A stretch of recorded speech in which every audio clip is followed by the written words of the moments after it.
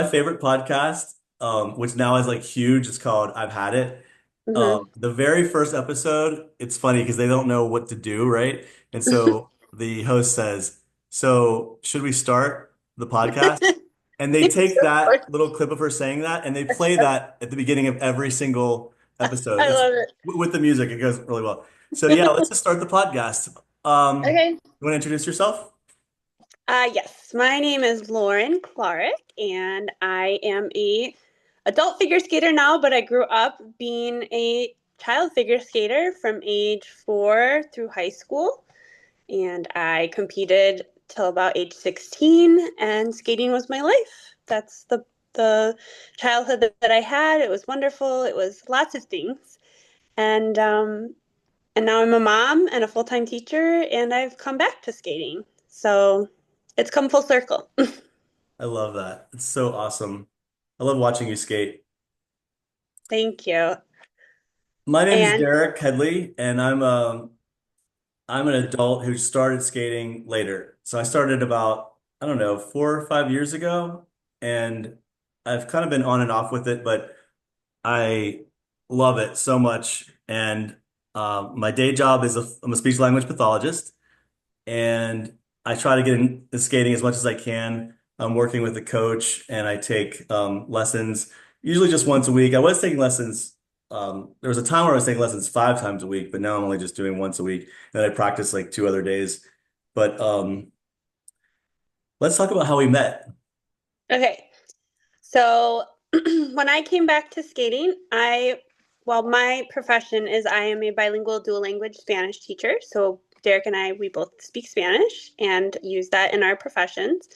But when I came back, I was not really expecting to start skating again. I had reached my gold tests for moves and for freestyle after college, and I was satisfied with skating. And my daughter skated at for a few years, but I was just a spectator primarily. And then a friend invited me back out to skate at the end of 2020 when I was a stressed out, tapped out COVID teacher, and I just desperately needed an outlet for my mental health. And skating fell back into my lap, and I haven't looked back. But it was initially a really difficult process to come back because I had had 2 children and I just felt different in my body and my awareness and my ability to rotate with, having a different shape to me. And I had to give myself a lot of grace. And it was a very humbling experience to reconnect with skating after 10 years off the ice and Wow. 2 children. And so I was looking for a sense of community. And a couple months into my journey back, I became a member of a Facebook group called Adult Skate 2. And that's where I met Derek through that skating group. And That's where I stalked you yeah. initially. So yeah, I joined that skating group. A lot of the skaters in Raleigh, where I live, North Carolina, belong to that group, and they told me about it, and then I joined it, and I was drawn to your posts. I really was, because you were posting a lot of videos of yourself skating, like short little clips, and I just thought, wow, that girl skates so beautifully, and I just loved watching you skate. And I think that I started to just comment on your videos. Um, but I don't think it was until like maybe at least probably 2 months into my doing that that you sort of started to communicate with me. And then we discovered that we have all these things in common, which is amazing. We both speak Spanish. I'm exactly like 10 years older than her. Um, one day apart. So our birthdays are like just one day apart. Um, we have the same interests in just about everything, it seems like. It's like we're soulmates. It's crazy. You're my soul brother from another mother. I know. It's like And it was fate. And the it's crazy part is we've never physically met we've because we're in never different. physically met. She's in Chicago and I'm in North Mhm. Carolina. We're different states, I but we've know. It's talked crazy. every day lately.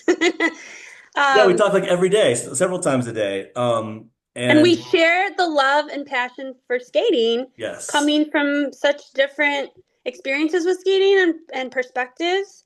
Hmm. But I think it enriches our friendship and just that shared connection together. Yeah, absolutely. And I think what we wanted from for this podcast was really to have a platform for adult skaters to be able to just talk about the challenges that they're facing with skating. You know, whether you're a beginner, whether you're someone like yourself who's been skating your whole life and you're coming back to it. I think it's a really good idea to have a space, a safe space in which you can just talk freely about whatever it is that you're going through with skating. I know for me, I have several things that frustrate me, and I talk to you about them all the time, and you definitely help me with them a lot. And so, yeah, we have really great ideas for this podcast. I think it's going to be really fun. Mhm. And so I just want to start. Can I ask you a few questions first? So like, Please. I mean, I always wish that I could have started skating whenever I was, a young child. I think you started when you were like 3, right? Four. 4. Okay. So, I Mhm. mean, I wish that I had that opportunity. It was not really a opportunity for me growing up where I grew up in Pennsylvania. Not that we didn't have skating rinks where I grew up, but it just wasn't something that seemed like the kids in my neighborhood seemed to do, especially not the boys, unfortunately. Mhm. So. I wish that I had the opportunity, but for you, I'm just wondering, like, how did it start? Did your parents want to get you on the ice, or did you see an ice rink somewhere you were out as a child and you said, I want to do that? Like, do you remember how it started? Um, so my parents were either going to put me into tennis or skating. We're a big tennis At loving 4. family. Yeah, both. Yeah, both. Oh, and sorry, I glitched for a Okay. second. And they took both my sister and I to skate for lessons, and my sister kind of fell and cried and didn't want to do it again, and I fell and got right back up and wanted to keep going. And I think that's how they could see that I had a instant like connection to it and love for it. And I think the skater who most influenced me to keep going with it was Christy Yamaguchi in the '92 Olympics. Oh, Um, as a child, I loved to write stories, and I would create like magazines and cut out pictures of like Oksana Bayul and Chrissy and put them and like write bios about them and put them into like my own little magazine. uh, And as a child, I also had the wonderful experience of going to the Stars on Ice tour and seeing um, Ekaterina Gordieva and Sergei Grinkov in wow. one of their last. I remember her red dress very vividly. I think it was '95, and or '94 probably. And I got to see all those skaters that I looked up to in that show, and I was just mesmerized. Yeah. And around age 6, I started to compete. And Wow. I competed for about 10 years and just worked really hard. And every time I fell, I would just get right back up. And I learned the lesson of perseverance through skating, and that has carried me through life. Mhm. But I could never end a session on a fall. That was one thing about me. I would just drill and drill and drill all of my elements until I could never just fall and then get off the ice. So I just learned the lesson of perseverance, and there's so many life lessons that Oh, I've yeah. learned. They're invaluable, really, that I've learned through skating that I've carried with me through life's ups and downs. So, That's awesome. That's so cool. I um I just remember the Olympics, watching the Olympics and the my favorite sport was for the Winter Olympics was figure skating. mm, And I just remember watching I mean I'm 10 years older than you, so I remember even athletes that were younger than Kristi Yamaguchi, but I do remember Kristi Yamaguchi very, very well. And I remember just watching them jump and spin. And I thought that mm, that was the coolest thing that a human possibly could do. It mm, just looked like, I don't know, it just looked like you're flying in the air, and I guess you kind of are, right? mm, And I thought to myself, like, I just wish I could do that. I really just wish I could do that. And I never, like I said, I never really had an opportunity to try until one day I was in Sun Valley, Idaho, and I had no idea that there was an ice rink there. I was living in Idaho at the time, and I was just kind of walking on this. They have a hotel resort there, and I stumbled upon the outdoor rink, which is open, all year round. And it was Mhm. like, I don't know, August or September, and I couldn't believe that people were outside skating. It was it's so beautiful there. It's so picturesque. And so I was like, I fell in love with just the idea of getting on the ice. And so I went into the skating office place and asked if you could, rent skates. And they said, of course you can. Um, and then they asked me if I wanted to take a lesson because they said they had Aw. really awesome instructors there. And so I did. And and that's how I met my coach, Anita, Hart, Okay. uh, Hartshorn, Mhm. and she still coaches there. She was an amazing pair skater uh, with her partner Frank. I forget how to pronounce his last name. Sorry, but That's anyway, okay. she was awesome, and yeah, that's how it all started. I took that first lesson, and I was like, oh my God, I think I really like this. This is an exercise that I can do that I actually will enjoy. And it's just an outlet for me Mhm. to just de-stress. And that's really what it was. And yeah, I just kind of kept Love with that. it. COVID happened, and that's where like there Mhm. was that period of time where I was away from it. Then I ended up moving here to North Carolina Mhm. and didn't know that you could take lessons during COVID, and I found out that you could.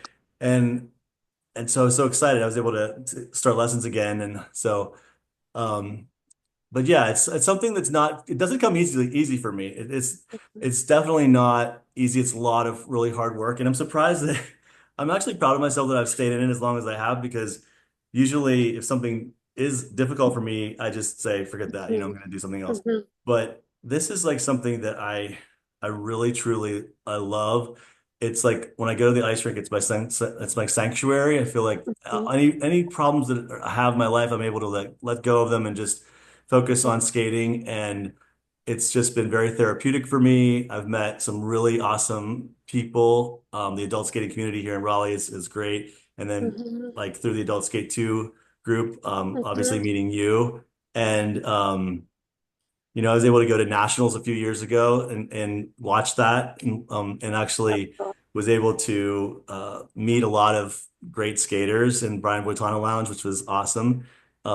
So yeah, now it's just like my favorite hobby, my favorite thing to do. I wish that I didn't have to work and I could just skate every day, all day. But Me too. that's not gonna happen. So Now, you know what, Derek? Talk a little bit about your background and your childhood and what was your area that you pursued as a kid. And it seems like you like to watch skating, but what was your background and interest as a child that maybe you can carry with you forward into skating and that bring that perspective?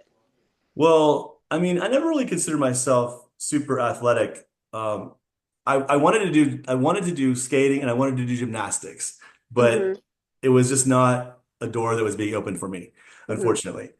So I did baseball, I played baseball for many years, and that was fun. I was pretty good at that. And I dabbled with basketball. I had asthma really badly as a child, and so Oh. basketball was kind of hard for me. But I tried, and I wasn't very good at it. And then I also did I did some swimming, I did some diving, but I was never like on a team. I just kind of like really loved the recreation of swimming and diving. I really wanted to learn how to become a great diver. I was always, yeah, anything like diving, gymnastics, figure skating, those kinds of things that you can do these awesome things with your body really, really interested me. But I always was a pianist. I always played piano. I had a really great, actually I had three piano teachers, and I would say like that was really my focus outside of school was piano. And I became quite good with piano, and it was something that I thought I was going to pursue professionally someday. But I ended up not doing that because I had other interests, mainly wanting to study abroad, and I did that in South America. But yeah, We both so did that. We both share we that both did that. experience as Yeah. well. Yeah, so we had that in common. Mhm. And yeah, I just wanted to uh I don't know. I guess as far as how when my interests how they tied to skating, The musical piece, right? yeah, the music for sure. Yeah. Hmm. Yeah. And I think that's such a unique and important part of music or of skating is that ability to hear music and connect and interpret and feel the music. Another thing we share in common is we're both empaths. So Yes. we feel things very deeply. And I Very think deeply. when you have that connection to music, you Yeah. can more easily emote the Yes. emotions through the music and through, your movements because you connect. Absolutely. And so I think we wear both of our personalities, we wear our heart on our sleeves, Yeah. and that can be very, very beneficial and useful in skating Yeah. because skating's just as much of an art, an artistic expression, form of expression, as it is a sport and Yeah. the athleticism. So, and I think that's probably why we both fell in love with it because Yeah. it's got that duality to it and it makes it very unique, right? Yeah. So that's awesome. It's just so beautiful. It's like it's so dainty, yet it's so powerful. I don't know how to describe. It's amazing to Yeah. me, like how much, you have to be really strong to do what you Hmm. have to do in skating. And I don't think people realize that so as much as they should, how difficult it is. But it also, yeah, the artistry is, I think, really what attracts me to it, and just yeah, the music for sure. Because when I think about like um I mean, I would get goosebumps watching skaters, but it was a lot of that was because of the music they were skating to, and that makes a huge difference. And so now I'm like super excited to skate to music that I really am passionate about. Hmm. And so yeah, I know that you've probably had like tons and tons of songs throughout the years that you've just absolutely loved and you were able to skate to. And I've been able to watch you skate, to some of those songs, but I'm sure like you've had many, right? I'm sure.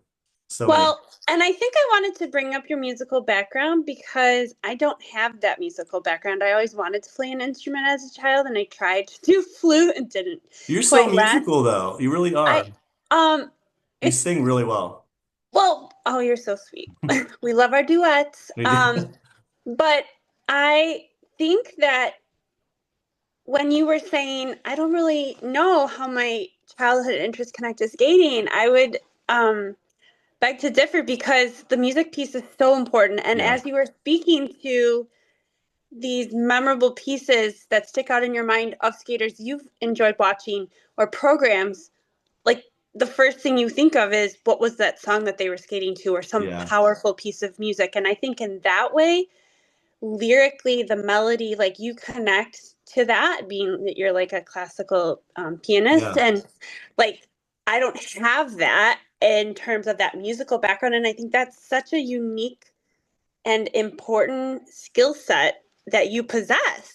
So, like, I guess what I'm trying to say, Derek, because I'm always your hype woman and cheerleader, is that don't underestimate your background and experiences of what you bring to skating as an adult, Yeah. because that's a Yeah. critical piece. Like, there are some skaters that and I was one of them growing up, I did not have artistic ability. I really didn't. And You do now.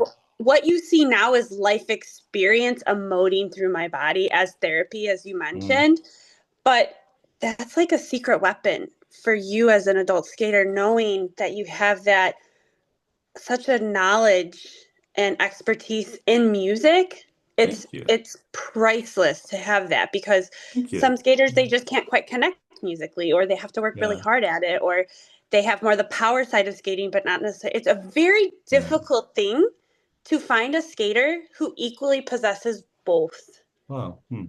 You usually have like a powerhouse but they're not like really expressing on their face or really their movements aren't quite connecting to not just to the music but to the Right. audience because those performances that you were mentioning you probably felt something too because Oh yeah. skating is not just a sport, it's a feeling. It's yeah, it totally is. You know what It's I'm saying? escapism. It's Mhm. allowing that person to escape to that character Mhm. that you're portraying in that piece of music. If it is a character, but I think that yeah, it's so much a feeling. Like it Mhm. is so much a feeling for sure. Okay, wait. Time out 1 second. Let me shut the door. Hold on. This is good, dear. It's very good. I know. Sorry, my son just came in and he was like trying to monkey around, and I Oh, was that's like okay. I was trying to shoo him away. So this is good so far. I think it's great. I think we're For even sure. going off script and like things we didn't even talk about, or things that maybe are bringing new light to I something we think haven't. it's just gonna happen naturally. It's just gonna like Hmm. flow. Yeah. And yeah, I think that this is gonna be a really great place for people that have a lot of questions and want to just share their stories and Hmm. want advice on different things for skating and um yeah, so I hope that we will build a new community for people not only in this country but all over the world. And I think like one thing is, for I'm like we were taking a break, so I'm like, are we back in podcast mode? Okay. But what I wanted to say is that when we connected, like you and I, it took a while for us to realize all the similarities, but then we started talking on the phone and like, but had we not known, like, had you not initially reached out, I would have never met you. Yeah. Well, it And was definitely you know, energy. Like we mhm, were definitely resonating at the same frequency. I mean, I felt this connection to you, and it wasn't mhm. like a stalking. I don't want it to sound like that, but Yeah, it was just like this, like I feel this really strong magnetism towards you. And I love that. yeah, it was really cool because like those things can happen even if you're not in the same room as the person and I'm just Hmm. watching you on video. Yeah. But I knew that we would connect on a very deep level. Mm. When I saw that our birthdays were pretty much, one day apart, I was like, oh yeah, That's of course. crazy. I mean, we're both Leos. And I just think that speaking to how, had you not reached out, we wouldn't have gotten to the point of talking on the phone and then realizing all the additional similarities that we shared. But having the space where you can connect online with adults, like that's important for building community. But I don't think we hear a lot of people's like personal testimonies and experiences. Like you kind of see snippets of videos or people's questions, but like to create a safe space of adults to just be able to let their guard down and share their struggles that they're going through and know that this is a safe space for that, and us to just discuss that and bring that to light. And i Absolutely. I think like having that discussion piece is Yeah. kind of what's missing, having that connection face to face, or hearing people on the phone, like that's like a space for, there are skating podcasts out there, Yeah. um, but not necessarily from the adult perspective. Right. Right. Um, and I guess my word I want to use is to validate our experience as adult skaters. When I reached out and started becoming a member of the adult skating group, um, I'm going to bed. So okay. Hold on. Okay. No worries. All right. Um, we'll edit that Yeah. out. When Okay. When I became a member of Adult Skate 2, I was feeling um quite lonely. Oh, I was feeling quite lonely in the process because where I was skating, there wasn't a big adult community, as you were speaking to. And I was feeling like when I would fall, people would just look at me. Like I had such a self-conscious Really. um like aura about like everyone staring at me, and I didn't feel Really. like it was oh 100%. And that's why I reached out to Adult Skate 2, because I'm like, I have to find people in this community. Yeah. That's really interesting. I felt so incredibly lonely. Yeah. And because I was at that point heavier, I felt like I was being judged, Mhm. or I had all these like. Well, those are all things that I think probably a lot of skaters feel, right? Mhm. The experience, especially adult skaters. I think, we're worried about, you know, how people are perceiving us while we're on ice. Yeah. I remember whenever I first started, I wish that I had a space like this to talk through these things because I was really intimidated by the skaters that were really advanced, and obviously, I mean, clearly I shouldn't have been because they were, these are skaters that have been skating their whole life and I was just starting. But I've always kind of been sort of competitive and I wanted to get really good really fast. I wanted to be on their level like super fast. And it was really frustrating for me that it wasn't happening as fast as I thought it would. Mhm. I mean, it took me a really long time just to be able to skate backwards. I mean, it took me a really long time to be able to do that. Um, and I just remember like getting really annoyed and thinking that some of the skaters that were like, um, like flying on the ice and jumping and doing all these things and kind of getting close to me, um, I thought that they were intentionally trying to bother me. And I Mhm. realize now that that's so not the case at all. But Mhm. I was so new to the ice and I was so, just not comfortable. But yeah, there are all these things that like I was intimidated. I didn't want to make any mistakes in front of people, even though obviously I'm a beginner. I'm going to make lots of mistakes, right? Mhm. Um, and I, yeah, I get really nervous like practicing. If my coach was there, I didn't like her watching me, even though she was like watching another student. I didn't like her watching me because I was afraid that she would see my mistakes, which is so stupid. But It's psychological though, and skating is a lot of psychological aspect to it, you yeah. know?